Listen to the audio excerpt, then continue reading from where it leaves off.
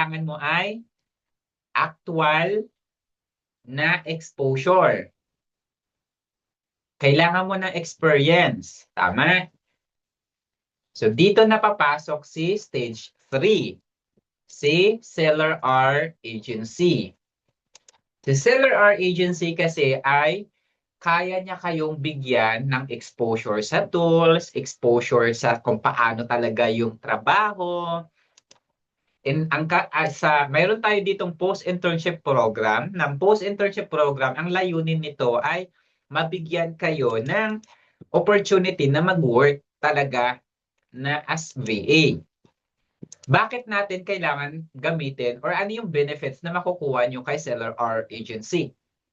Si Seller R Agency ay approved and certified Amazon service provider siya. Legit siya sa legit na pinag-uusapan. Okay? So officially recognized inside Amazon Seller Central. We are one of those na na-approve sa 700 plus na Amazon's agencies.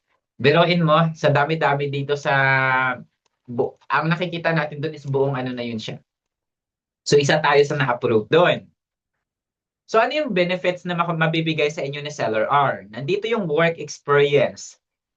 You may use yung Seller R as your work experience kasi this is a different culture na. It's a different process na.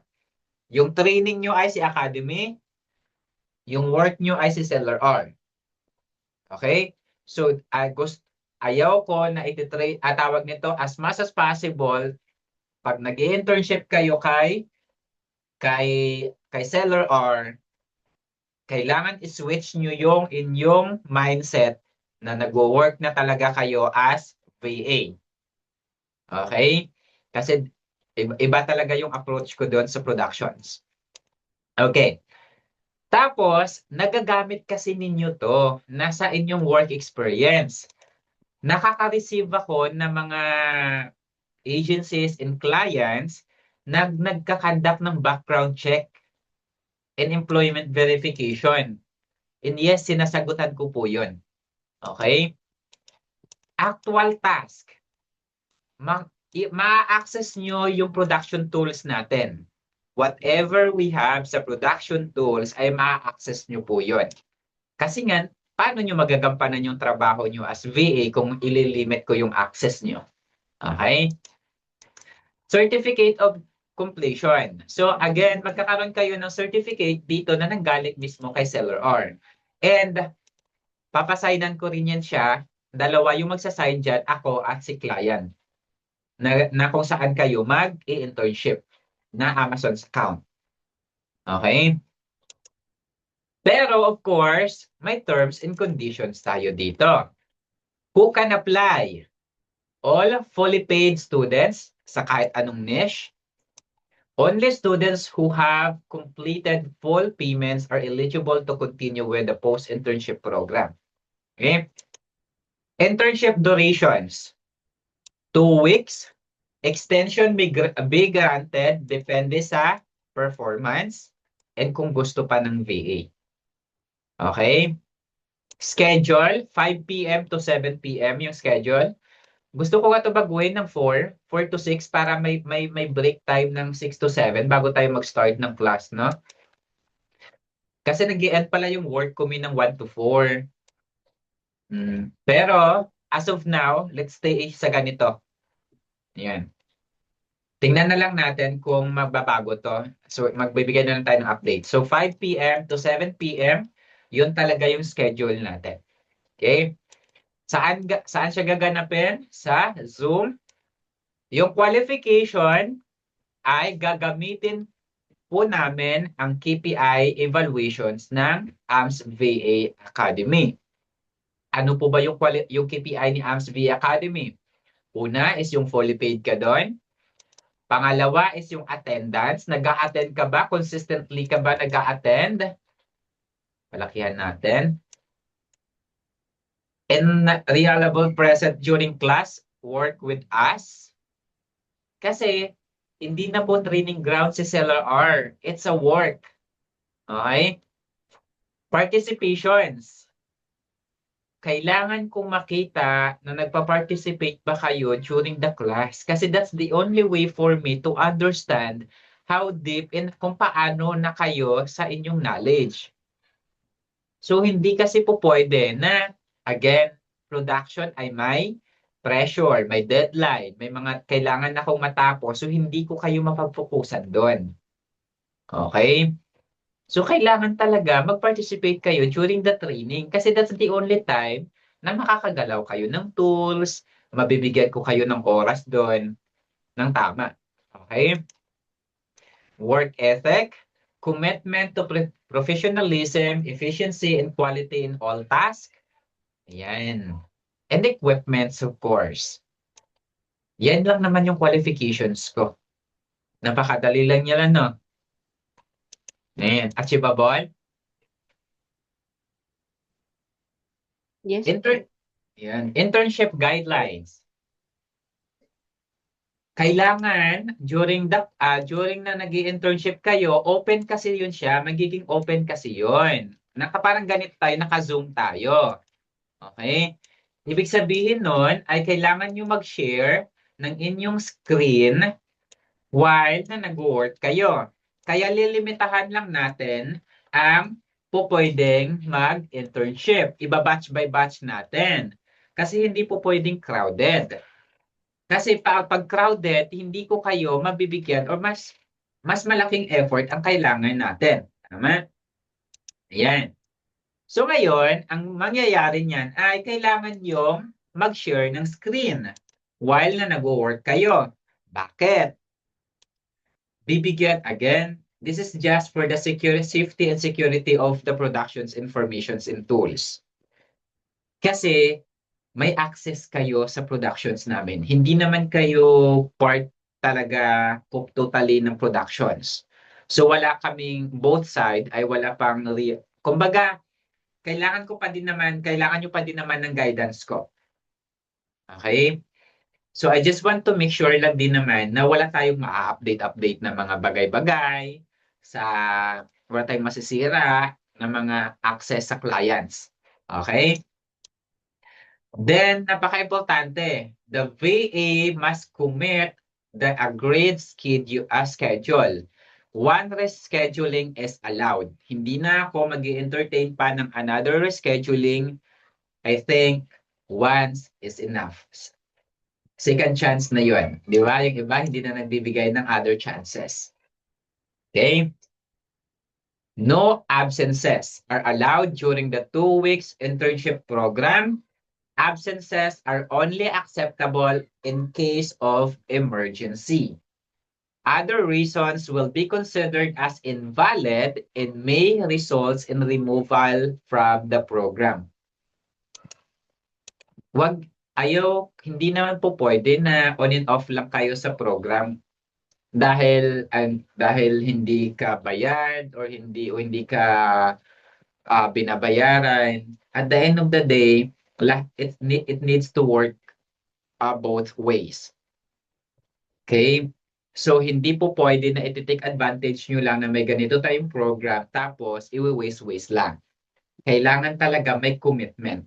And kailangan talaga ay parating present kasi sayang din naman. Diba? Ibigay na lang natin yun sa mga talagang committed na tao. Sa gusto talagang matuto. Okay? Kasi sayang yung effort ng iba na madidelay dahil lang ikaw yung una nakakuha ng spot. Okay? Next naman ay, ito yung ating support system na ibibigay sa inyo through the post-internship program ni SellerR para may exposure kayo, may experience kayo, para pag natapos yung class nyo dito kay AMSV Academy, hindi nyo na masasabi sa sarili nyo na no experience ka. Okay? So, and mayroon tayo dito post-internship, may dalawa tayong gagawin dito kay SellerR, yung Work With Me. Si post-internship program, ito yung mga talagang mga mag-work na mga task. Mag-a-add tayo ng Work With Us program or Work With Me program na kung saan ay magme-mirror kayo or nagsha-shadowing kayo doon sa mga nagtatrabaho. That's in preparation na the moment na ikaw naman yung mag-i-internship, at least alam mo na galawin yung production tools. Familiar ka na sa mga tools and paano yung mga galawan. Okay? So mayroon din may dalawa tayong support system na makukuha kay CellRR Agency. All goods? Sa tingin nyo? Ikaw muna, ikaw. Hindi, tanong ko lang, for this batch lang ba yan, yung post-internship, or yung mga last batch na ano pa rin, nag-a-apply pa rin ngayon? Kasama ba sila doon? Yes. Nakalagay dito, Alan, who can apply. Yan.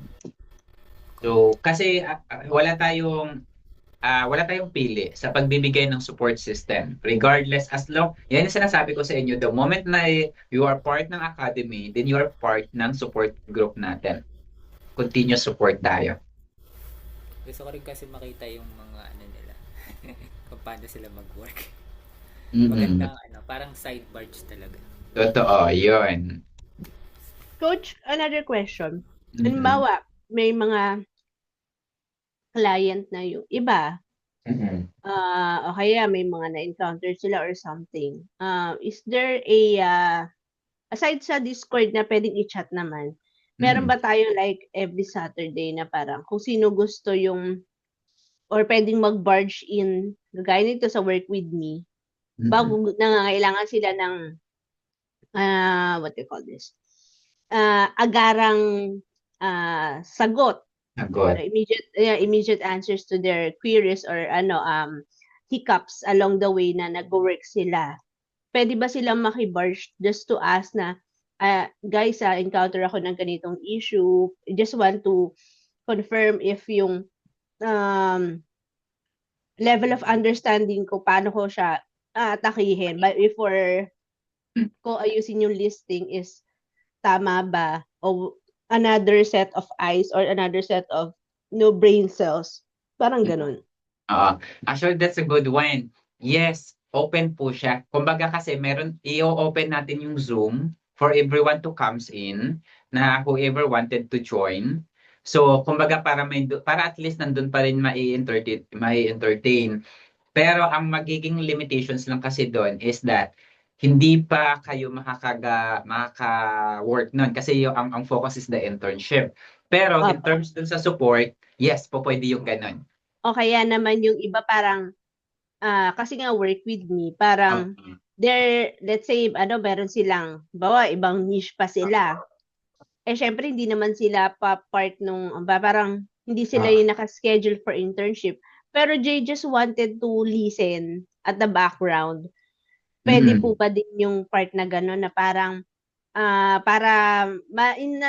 parang sa lang sa DNA nila na ito yung ginagawa, yung mga gano'n. If at least parang while they're doing their kasi hindi naman agad-agad transition, hindi naman pag nag-transition ka, meron ka ng kliyente, di ba? Totoo. Parang gusto lang nila na parang yung makita nila, parang tambay ba? Kasi from there, iba-iba kasi nga ng learning curve, di ba? Na hindi nila alam na syempre, nasa dadagdagan yung nila, parang life skills nila pagdating sa Amazon. Kasi iba kasi yung theory yung sa may training proper natin. Iba rin kasi, di ba, yung nai-apply mo, yung what is in the nandoon sa training proper. So, ganun po. Pwede ba parang yung iba tambay lang, not necessarily navigate. Ganon. Is there dun sa mga fully paid student para lang just to get the hang of it, parang ganyan. That's a good one. That's a good call out, Miha. The way natin to siya gagawin ay per department. For example, yung department nyo kasi ay A to Z. So talagang free kayo sumali sa kahit anong event. Kasi lahat ng event ay train kayo sa lahat ng department. While the other departments, for example, nag-enroll lang sila sa SEO.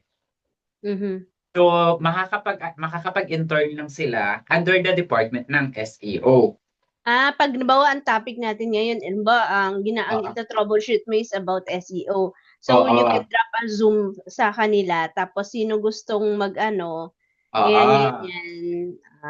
Okay. That's Kasi nice. hindi kasi tawag nito yung mga, for example, yung mga taga SEO kasi hindi sila trained to handle the account specific or account task.